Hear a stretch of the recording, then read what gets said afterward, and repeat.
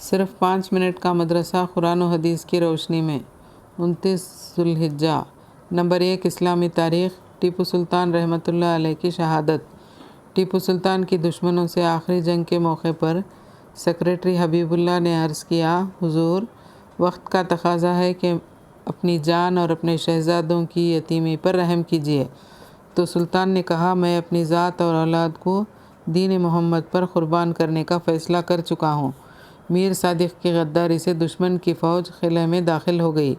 بادشاہ نے کھانے کا لقمہ اٹھایا ہی تھا کہ اپنے وفادار فوجی عبدالغفار کی شہادت کی خبر سن کر فرمایا، ہم بھی اب کچھ دیر کے مہمان ہیں۔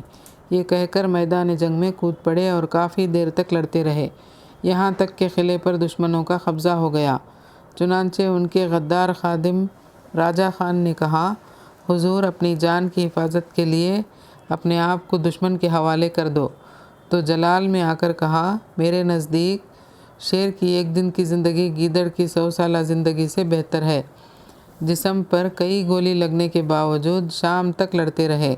یہ غدار کا سلطان کی طرف اشارہ کر کے دشمنوں کے افسر کو خبردار کرنا تھا کہ چاروں طرف گولیوں کی بارش ہونے لگی اور سینے پر گولی لگتے ہی وہ زمین پر گر گئے۔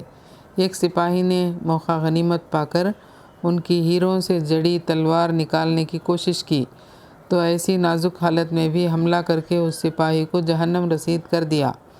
پھر سر پر گولی لگنے کی وجہ سے 4 مئی 1799 کو جام شہادت نوش فرمایا۔ اگلے دن شاہی اعزاز کے ساتھ اپنے والد حیدر علی کے پہلو میں دفن کر دیے گئے۔ نمبر 2، اللہ کی قدرت۔ ہوا میں آواز۔ ہوا انسانی زندگی کے لیے ضروری ہے، اس کے بغیر کوئی بھی جاندار زندہ نہیں رہ سکتا۔ ہوا ہی کی مدد سے ہم ایک دوسرے کی آواز سنتے ہیں۔ چاند پر ہوا نہ ہونے کی وجہ سے آواز نہیں سنی جا سکتی۔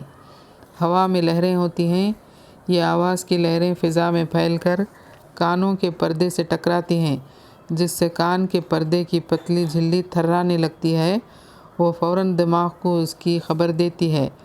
ہوا ہی کی مدد سے آواز 5 سیکنڈ میں 1 میل کی رفتار سے دوڑتی ہے۔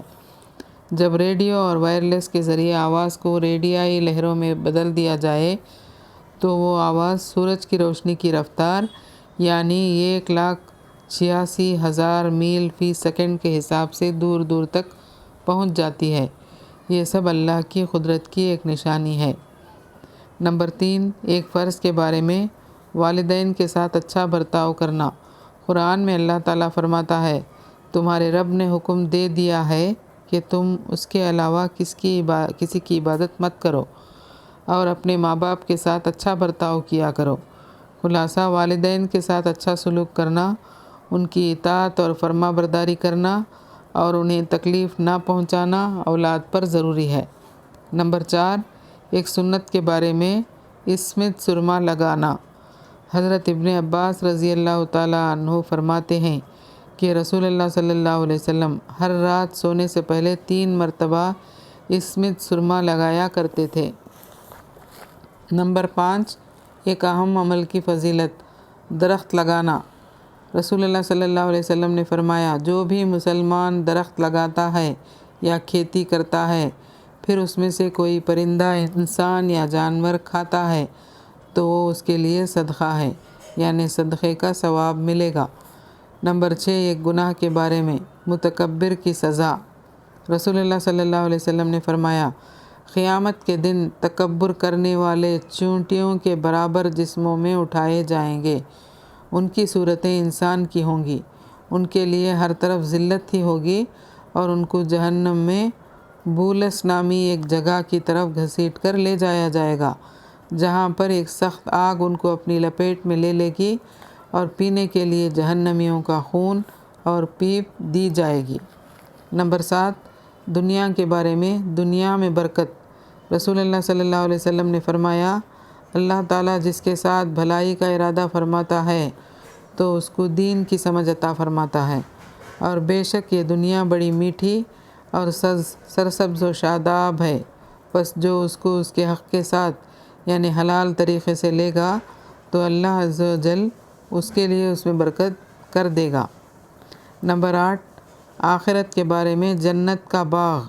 قرآن میں اللہ تعالیٰ فرماتا ہے جو لوگ ایمان لائے اور نیک اعمال کے پابند رہے تو ان کے لیے ایسے باغ ہوں گے جن کے نیچے نہریں جاری ہوں گی۔ یہ بہت بڑی کامیابی ہے۔ نمبر 9، طب نبوی سے علاج۔ بخار کا علاج۔ رسول اللہ صلی اللہ علیہ وسلم نے فرمایا جسے بخار آ جائے وہ 3 دن غسل کے وقت یہ دعا پڑھے تو اسے شفا حاصل ہوگی۔ بسم اللہ اللہم انما اغتسلت رجاء شفائک و تصدیق نبیک محمد صلی اللہ علیہ وسلم۔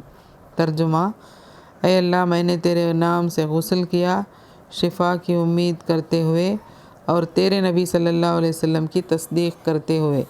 نمبر 10، قرآن کی نصیحت۔ قرآن میں اللہ تعالیٰ فرماتا ہے شیطان کی پیروی نہ کرو، وہ تمہارا کھلا دشمن ہے۔ شیطان تو تم کو برائی اور بے حیائی کے کام کا حکم کرتا ہے اور اللہ کی نسبت ایسی باتیں کہنے کا حکم کرتا ہے جس کا تمہیں علم نہیں ہے۔ جزاک اللہ خیراً۔